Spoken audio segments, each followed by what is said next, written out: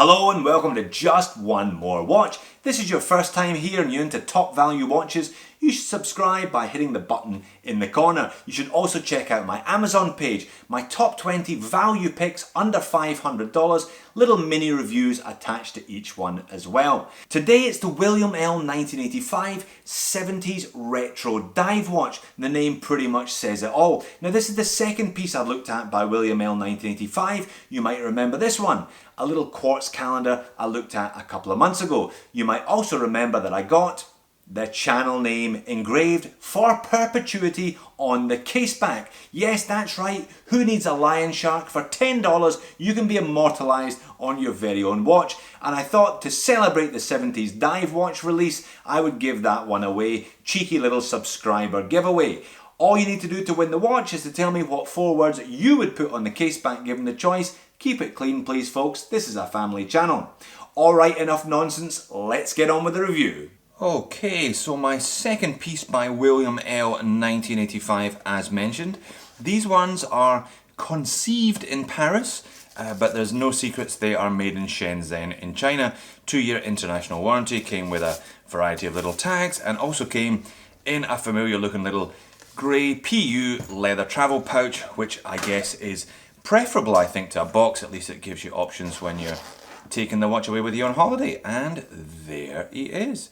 Unashamedly vintage, cute little 1970s dive watch.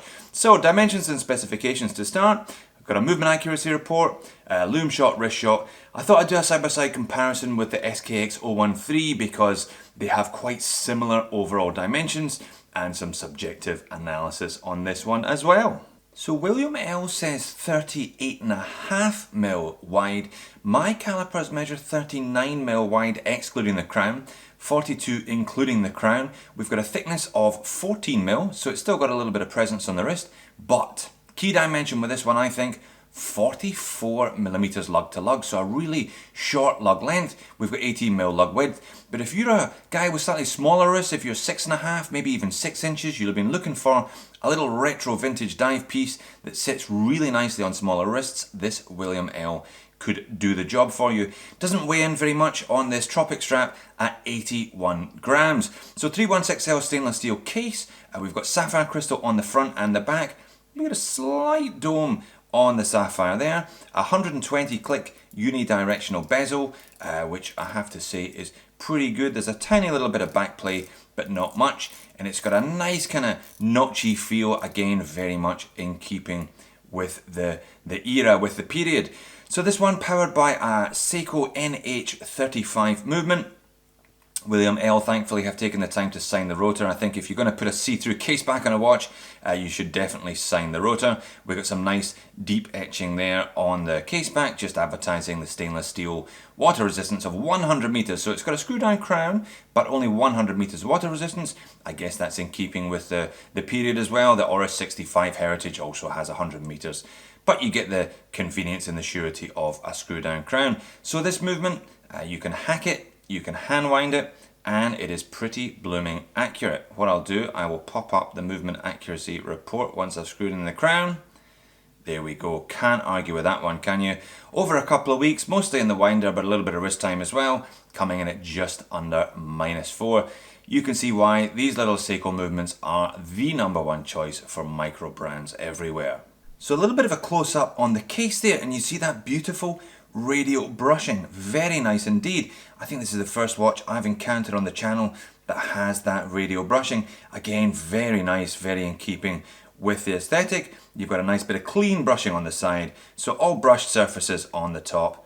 Very nice indeed. So a quick look at the strap then. These 70s style Tropic rubber straps seem to be making a comeback, and with good reason. Super soft, very flexible, very, very comfortable indeed. And you know, rubber tends to be a little bit sweaty in the summer, so it's perforated. It's also got the nice cross hatching on the front there for a little bit of texture. These ones, I should point out, have the quick release bars, so nice and easy if you do want to swap this one out. It is available on a 70s style stitched and perforated leather strap, and also on a mesh strap. Now I might be tempted, as nice as this Tropic rubber is, I might be tempted to pick this one up given my time again on the mesh strap. I'll explain myself in just a minute. But a couple of nice fasteners there, nice brushed, quite a nice little tag actually, with a deep etched WilliamL logo. So close up on the dial, and thankfully they've kept this one really quite simple. It's a painted dial, so no applied indices.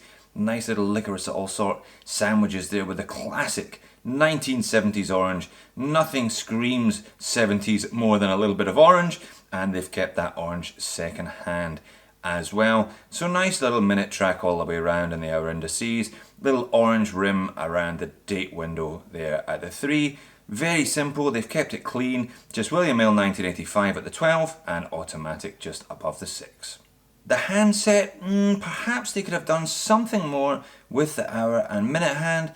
They're a little bit dull, a little bit uninspiring, but again very much in keeping with the aesthetic of the period. I'll pop up a loom shot, you can see how this one looks at night. Yeah, the loom's pretty decent, super luminova, again pretty simple, but it lasts for a decent length of time.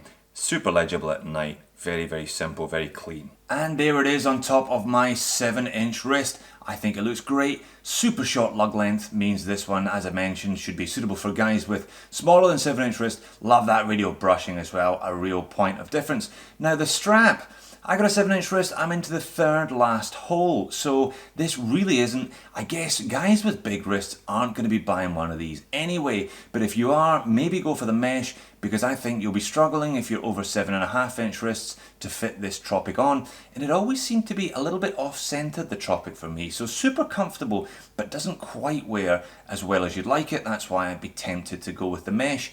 I think any of the strap choices very much suit the watch aesthetically.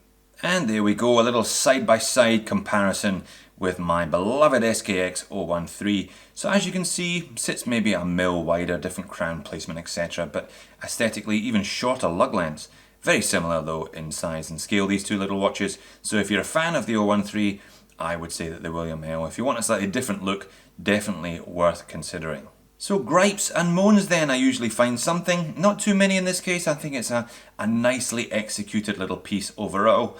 Pretty much as mentioned, the handset could be slightly more interesting.